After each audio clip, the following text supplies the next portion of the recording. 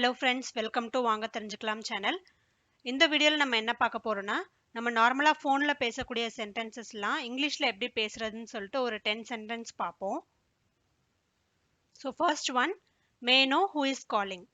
So நமக்கு தெரியாத நம்பர்லேருந்து இப்போ ஒரு கால் வருதுன்னா நம்ம அட்டன் பண்ண உடனே யார் பேசுறதுன்னு சொல்லிட்டு கேட்போம்ல, அந்த மாதிரி இங்கிலீஷில் கேட்குறதுக்கு may know who is calling அப்படின்னு சொல்லிட்டு கேட்கலாம்.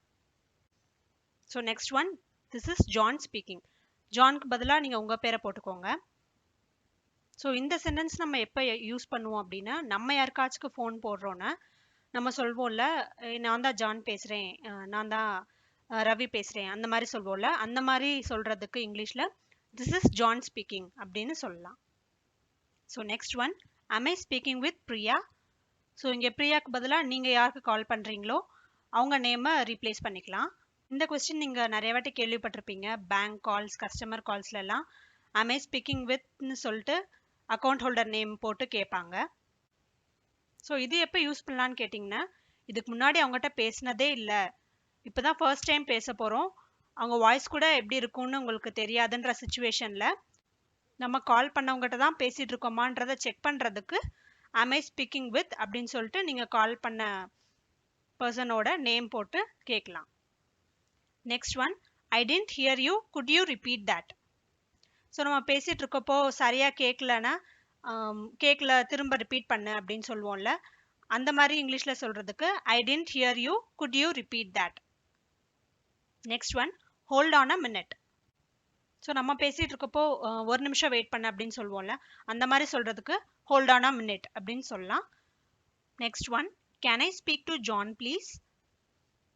ஸோ இது எங்கே யூஸ் பண்ணலான்னு கேட்டிங்கன்னா, நீங்கள் உங்கள் ஃப்ரெண்டுக்கு கால் பண்ணுறீங்க, ஆனால் பேசிகிட்டு இருக்கிறது உங்கள் ஃப்ரெண்டோட வாய்ஸ் மாதிரி இல்லை அப்படின்னா, ஸோ அப்போ நீங்கள் கேட்பீங்கள, நான் ஜான்கிட்ட பேசலாமா, நான் ஜான்கிட்ட பேசணும் அப்படின்னு சொல்லி, அந்த மாதிரி இங்கிலீஷில் கேட்குறதுக்கு கேன் ஐ ஸ்பீக் டு, நீங்கள் யார்கிட்ட பேசணுமோ அவங்க நேம் போட்டுட்டு ப்ளீஸ் அப்படின்னு சொல்லலாம். ப்ளீஸ் அப்படின்றது கொஞ்சம் பொலைட்டாக சொல்கிற மாதிரி இருக்கும். So next one, she is on another call. So for example, நீங்கள் ரிலேட்டிவ்ஸ்கிட்ட பேசிகிட்டு இருக்கீங்க, ரிலேட்டிவ்ஸ் வந்து உங்கள்கிட்ட கேட்குறாங்க, வீட்டில் அம்மா இருக்காங்களா, அம்மாட்ட பேசலாமான்னு சொல்லி கேட்குறாங்க, ஆனால் அம்மா வந்து வேறு காலில் பேசிகிட்டு இருக்காங்கன்னா அப்போ நம்ம சொல்லுவோம்ல, இல்லை அம்மா வேறு காலில் பேசிகிட்டு இருக்காங்க அப்படின்னு.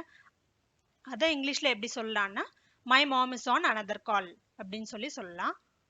Next one, would you like to leave a message or can I take a message. So இதுக்கு நம்ம முன்னாடி பார்த்த எக்ஸாம்பிளே எடுத்துக்கலாம்.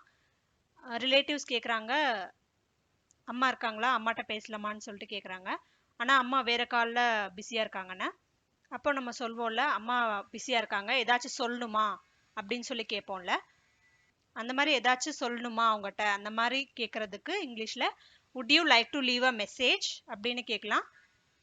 இல்லை அது ரொம்ப பெருசாக இருக்குன்னா ஷார்ட்டாக can I take a message அப்படின்னு கூட கேட்கலாம்.